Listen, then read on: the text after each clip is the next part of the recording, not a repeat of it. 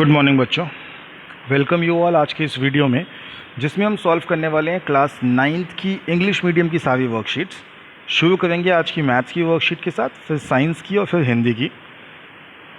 तो सबसे पहले मैथ्स की वर्कशीट देखते हैं। मैथ्स की वर्कशीट में आज आपकी इक्वेशंस यानी कि लीनियर इक्वेशंस के बारे में बात करी गई है। इक्वेशन क्या होती है? A mathematical statement has A mathematical equation that has equal to symbol is called an equation, जिसमें बेटा एक LHS होता है, एक RHS, एक लेफ्ट हैंड साइड और एक right hand side. A linear equation is one variable is an equation which is expressed in the form of ax plus b is equals to 0। मतलब जिसको हम ax plus b is equals to 0 की form में represent कर सकें उसको हम बोलेंगे वो लीनियर इक्वेशन है। Where a and b can be real numbers and x is variable which has only one solution। तो x का सिर्फ एक ही सोल्यूशन होता है, उन्हीं को हम लीनियर इक्वेशंस कहते हैं जिसमें x का एक ही सॉल्यूशन हो, x के बहुत सारे सॉल्यूशंस नहीं हो सकते। लीनियर इक्वेशन का एक एग्जांपल उन्होंने दे रखा है 5x + 3 = 7, जिसमें आपको अगर LHS में देखोगे तो 5x - 3 है और RHS में आपको है 7। इसमें जो x है बेटा, इस x को हम कहते हैं वेरिएबल, ऐसा नंबर जिसकी वैल्यूज़ बदल सकती हैं, वेरी कर सकती हैं। जबकि अगर हम 5 और 3 की बात करें तो ये कॉन्स्टेंट्स हैं। कॉन्स्टेंट्स का मतलब होता है ऐसे नंबर जिनकी वैल्यू कांस्टेंट है, जिनकी वैल्यू चेंज नहीं होती, जिनकी जो वैल्यू है हमेशा वही रहेगी, तो इनको हम वेरिएबल्स एंड कांस्टेंट्स कहते हैं। आगे बढ़ते हैं। एग्जांपल, एक एग्जांपल दिया है, if you get 9 after adding 3 to twice the number of saplings that you planted during lockdown, then exactly how many saplings you planted. तो आंसर है let x be the number of saplings which were planted. 2x + 3 = 9, 2x = 9 - 3, therefore you planted 3 saplings. तो total जितनी saplings plant हुई वो कितनी है? वो है 3। चलिए आगे बढ़ते हैं। आज की वर्कशीट में एक एग्जांपल उन्होंने दिया है कि क्या ये equation, is this equation a linear equation in one variable. तो हम क्या करते हैं, इसको क्रॉस मल्टीप्लाई करके सॉल्व करते हैं। सॉल्व करने के बाद लास्ट में देखा कि x की एक वैल्यू आ गई है। अगर x की वैल्यू आ गई तो ये linear equation in one variable है। ये कुछ क्वेश्चन दिए हैं, इनको सॉल्व करके बताना है कि क्या ये linear equation in one variable हैं। तो पहला था इनमें से m-5 upon m-7 is equals to 3/2। Cross multiply किया, 2 को मल्टीप्लाई किया m-5 से, 3 को मल्टीप्लाई किया m-7 से, ये हो गया 2 × m 2m और 2 × 5 10, 3 × m 3m और 3 × 7 21। अब देखिए आंसर मेरा निकला है 21 - 10 और 3m - 2m, क्योंकि मैंने 2m को ले गया यहाँ और 21 को ले आया यहाँ। आंसर m की वैल्यू आ गई 11, क्योंकि m की एक कांस्टेंट फिक्स वैल्यू आई है। इसका मतलब ये इक्वेशन एक लीनियर इक्वेशन है। ऐसे ही सेकंड इक्वेशन को देखते हैं। तो 2y - 5 इज इक्वल्स टू 2 और y + 8 इक्वल टू 4।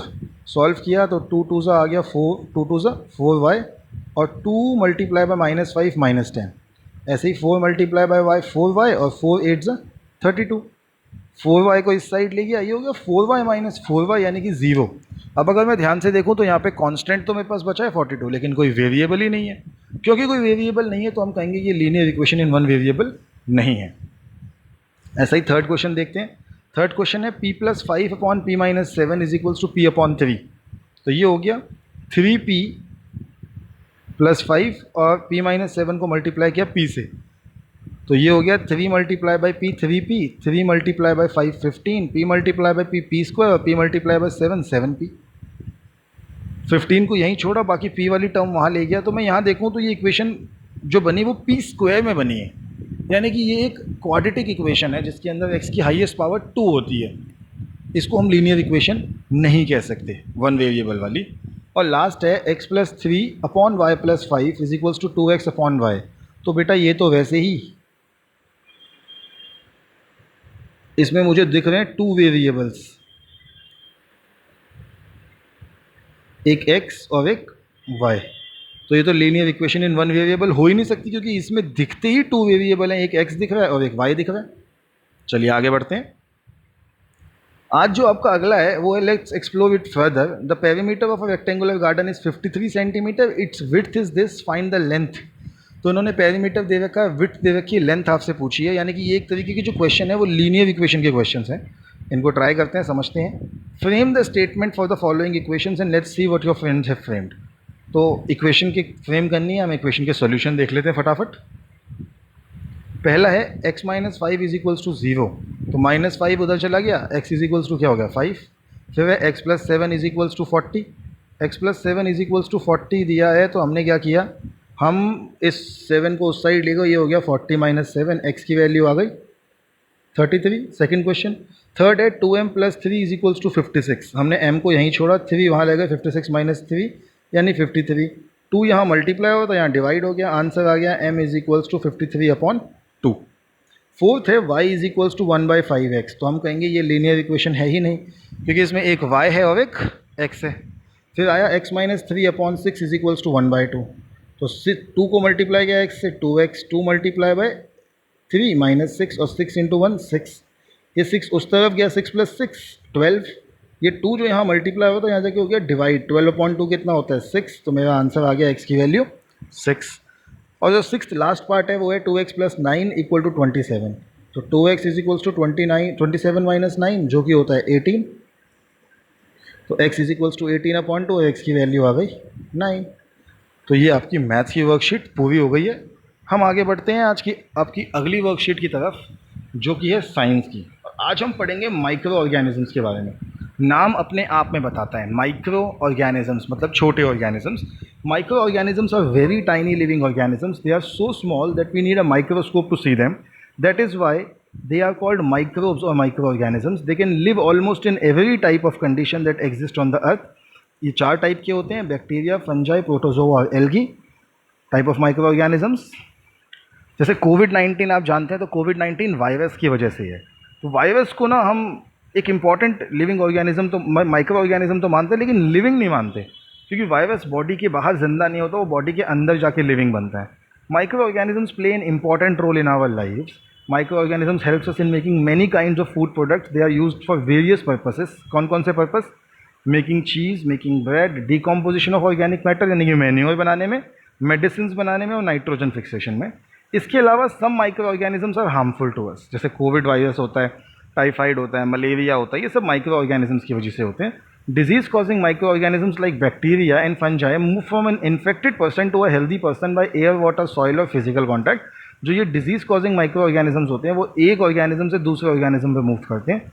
फिर आता है व्हाट आर माइक्रो, क्वेश्चन देख लेते हैं इसके फटाफट।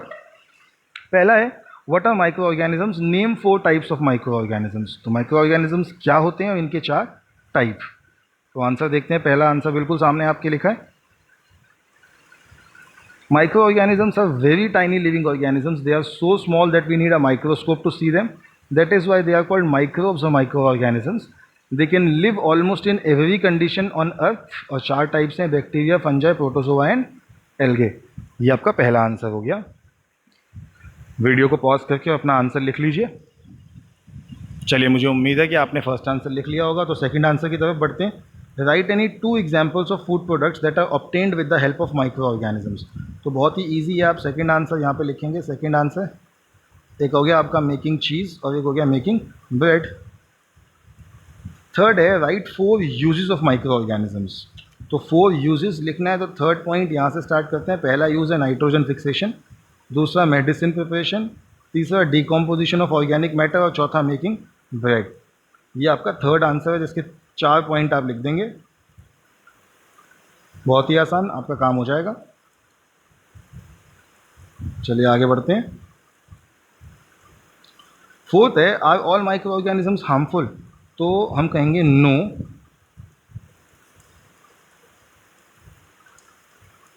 सम micro organisms are harmful to us. Disease causing microorganisms like bacteria and fungi move from an infected person to a healthy person by air, water, soil or physical contact and make the person ill. ये आपका fourth answer है। तो इसी के साथ हमारी science की worksheet भी एंड हो गई है। आगे बढ़ते हैं। आपकी अगली जो वर्कशीट है वो है हिंदी की। अगर आपको ध्यान हो, मैंने आपको बताया था कि हिंदी की वर्कशीट का सॉल्यूशन आपको कहाँ मिलेगा। हिंदी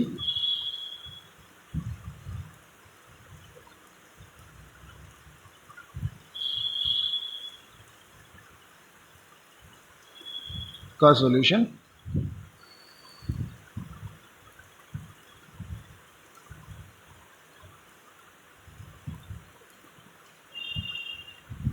हिंदी मीडियम के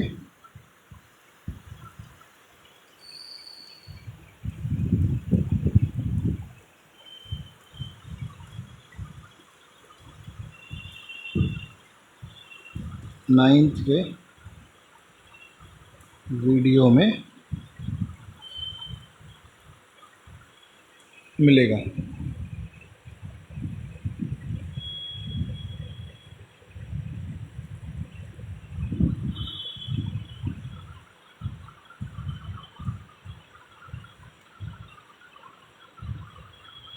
तो हिंदी का सॉल्यूशन हिंदी मीडियम के 9th के वीडियो में मिलेगा।